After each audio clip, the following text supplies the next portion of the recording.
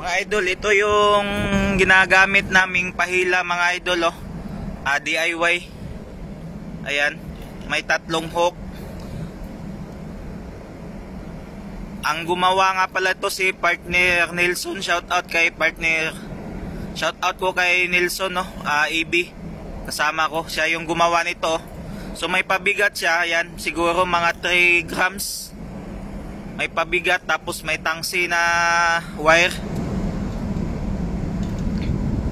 Tapos mga nasa 1.5 meters tong wire na to. Ayan, no. Tapos ito yung swivel mga idol. Ito yung swivel niya. Yan.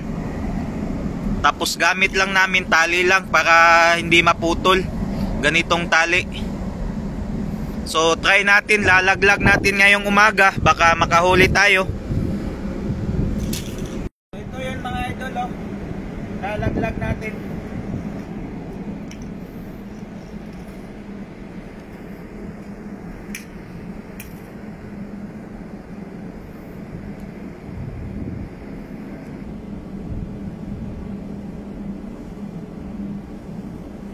A few moments later.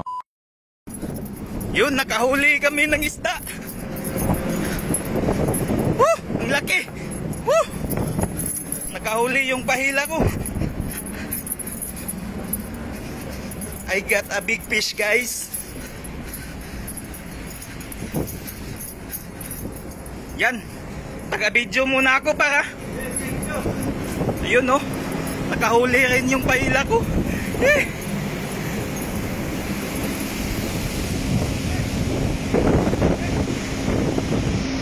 Ayun.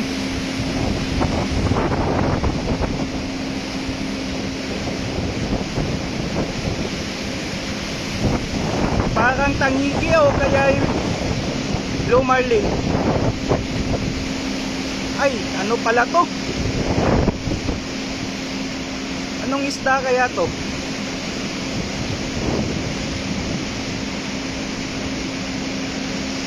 Twelve knots yung takbo ng barko namin, no? Sa wakas nakahuli. Barakuda, Park.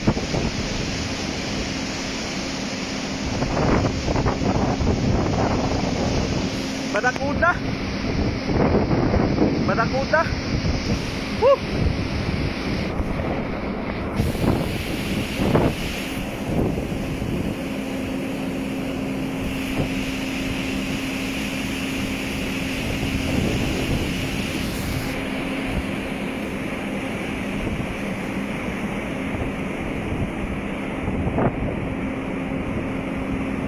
Tangigi, barakuda, tangigi ata.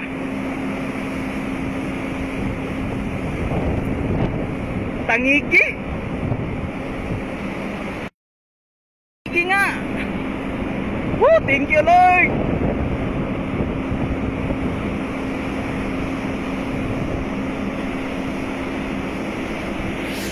Tangigi. Ay, barakuda pa. Barakuda. Alright, barakuda.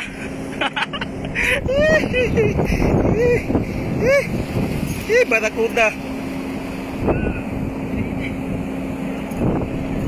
Barakuda, barakuda.